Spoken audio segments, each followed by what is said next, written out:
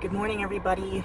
This is Monday, June the 14th. I totally lost track of time here. So we're in Bozeman right now. We had to wash the car. The rent-a-car got really dirty during our time in Glacier with all the rain, and their roads get really muddy for some reason. So we just wanted to be courteous and just wash the car. It looked really terrible. And we're at Target just getting some drinks and things. And we're gonna head somewhere that piques my curiosity, and I think you might remember this. Take a look. Hey, meet one of my neighbors, Yellowstone National Park. Me and my family have a ranch at Ponderosa Pines in Montana and can go to Yellowstone anytime we wanna. Your children, too, like Kalani, can have a new and wonderful way of life on your very own 10-acre ranch at Ponderosa Pines. A real home with land enough for them to run, to play, and to know the simple joys of the great outdoors. Away from big city crime and pollution, yet close to Yellowstone National Park, stores and schools. A 10-acre ranch at Ponderosa Pines is yours from only $5,500. Payments as low as $65 monthly. Call 537-5521 for more information. Deal directly with the owners who will make terms that fit your budget, so you too can have your own home in the big sky country of Montana. Call 537-5521. This can be your family home for generations to come. Hey, come and be my neighbor at Ponderosa Pines. Call now for sure. So here we are. This is the area of Ponderosa Pines. There's a handful of houses here on the hill. People seem friendly coming in. I don't know if they confused me with somebody, but they pretty much waved hello, and that was nice. Not too many people coming through here, but I don't know if you can see that, but that's some houses there on the hill. And yeah, so this would be your land if you bought from that commercial. There's not many things to do here. Here's an opening in the fence. Maybe you can see what it looks like over there. So that's the land of Ponderosa Pines from Kalani. And it's a long, windy road in the mountains, and it comes back down on the flat land here. And it's pretty much a 45-minute drive from Bozeman. I heard not a lot of people built here due to the land being kind of rocky and hard to dig due to trying to put in your sewer line and your water, etc. So the ones who did tough it out, this is where it is if you bought land from Kalani and his mom. And I just thought it would be cool to come here, and I was near Bozeman, might as well come here and see what Ponderosa Pines looks like today. So here we are at Cajun Works. It's a Cajun food truck right next to the north entrance of Yellowstone National Park near the town of Gardiner.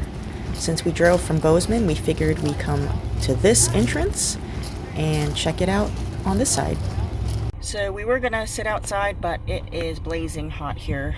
Wow, I didn't realize how hot it is or can be here. It's, according to our car, 98 degrees, so just sitting on the bench burnt my butt. So this is what we eat in the car. We got the catfish combo, comes with a bun and red beans and rice. She did give fries, but she said she just sold out. So we're gonna try. The red beans and rice look really good, almost like a chili, so we'll try it out. So let's take a taste of this red beans and rice. I really wanted to go to Wonderland Cafe. It's famous for their elk chili and bison burgers, but for some reason they're closed today, even though on Yelp it says it's supposed to be open. But here's to red beans and rice. The lady at the truck said she was from Louisiana, so this is, I guess, the real deal. It really is flavorful. It's super, kind of has a spice to it. Nice kick. The beans are soft. Almost just reminds me of a really hearty, meaty chili. The rice is cooked really nice too. Really fluffy and light. Try this catfish. I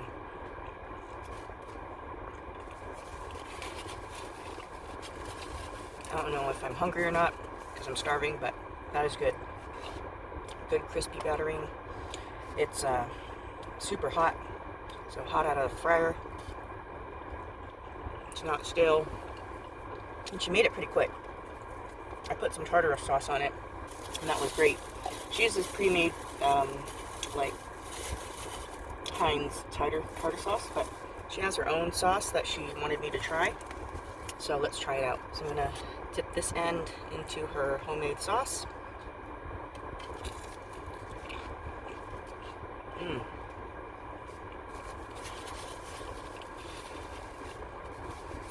Also has a nice kick to it, Cajun spice, but it's very creamy. That end piece of that catfish was really crispy. Hopefully you could hear the crunch. And the catfish is not muddy or swampy at all. It's very light and flaky. I definitely order more stuff. She actually had alligator on the menu, but we're just starving, so we just wanted to hurry up and get something. It's a little bit on the expensive side though. The alligator was like $18.99 for a plate, and I've had it before. It's okay, it's not bad, but it's not a big deal to go get alligator for me. Also get some hush puppies.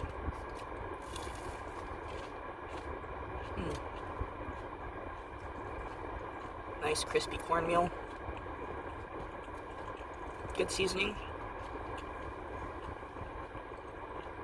This one kind of reminds me of a crunchy fried piece of stuffing or something from Thanksgiving. Super flavorful. I kind of ate through most of it, but this is like, it looked like a regular bun, like nothing special, but man, this is good. I don't know what it is. It's like a fried bread. It looks like a regular roll, but when you crunch on the outside, it's super flaky and crispy, and the inside super soft, like almost like a beignet, but without the powdered sugar. It's really delicious with all the Cajun red beans and rice to soak up the sauces. It's so delicious. This is really good. So we're gonna finish our meal from the Cajun food truck. Overall, very good. I definitely, if I was in the area, come back again. Very authentic, delicious. So here's the Roosevelt Arch. It's on the north side of Yellowstone, and an interesting fact was it wasn't even supposed to be named after President Teddy Roosevelt. It's just that when it was being built, he was vacationing there at the same time, so they just ended up naming it after him. So we're on our way to Mammoth Hot Springs, and the ranger said somewhere over there you can get a fishing license. Every park's really strange, it's all different. So Glacier National Park, you didn't need a fishing license to fish in that park. Grand Teton, you needed a Wyoming state license, and in this park, Yellowstone, you need a National Park Service fishing license directly from them in the park. So you can't fish in here unless you go visit the ranger at one of the centers in the park and pay for a license. This is the Mammoth Springs area.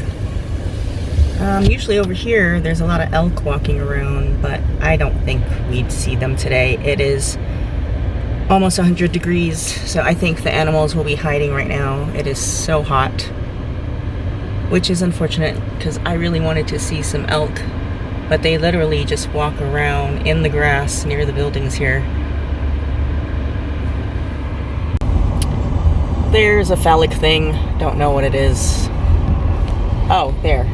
It's called the Liberty Cap. There. The funny thing is, we were here on Saturday and Sunday, and the traffic was nowhere near crazy as this. This is like traffic jam central. There's no parking for anything. It's about 3 o'clock in the afternoon on a Monday, but if you can see all this traffic, it's just crazy. So here we are at Norris Geyser. It's got a couple of geysers, and you can walk on this boardwalk to see all of them. We were lucky and got a parking spot, and this is the Steamboat Geyser, which is very unpredictable, unlike Old Faithful. Sometimes it can take a year to go off to another day. It's very just all over the place.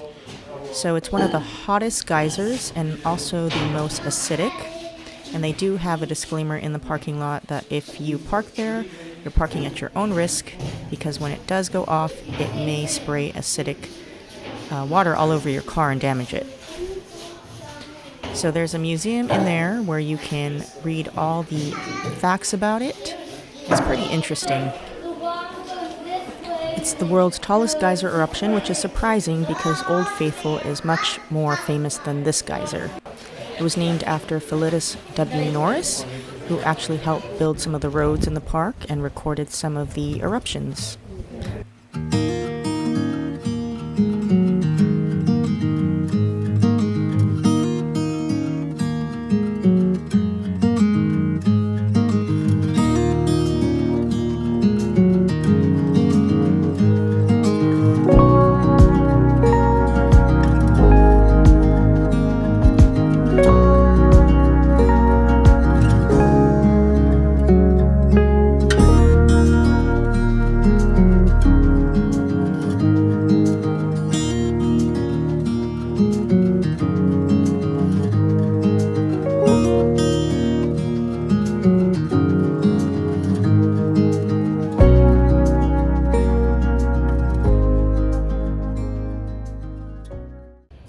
We're here for dinner at a place called Madison Crossing. It's in West Yellowstone.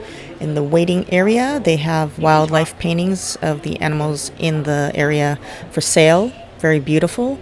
And they have an interesting wait list system where you give them your phone number and they text you when your table is ready. We were lucky and got a table within 20 minutes for two, whereas other people were waiting for about an hour. The service is great, and they specialize in local produce and meats, and which is why I came here, because I wanted to try elk and bison. You can look at the menu and see what they have to offer and pause it if it's too fast for you. We got some huckleberry lemonade, and it was so good we got 2 servings of it. And here are the elk meatballs, very juicy and had a delicious gravy on it with some bell peppers and onions. It wasn't gamey at all. I was very impressed. And this is my son's flatbread, which is pretty much a fancy pizza with chicken, cheese, and bacon bits. He approved. And I got a bison burger, and it came with the best fries ever.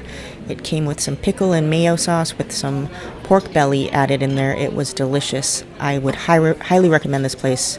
Everything was so good. So that was our full day at Yellowstone on the north end near Gardiner.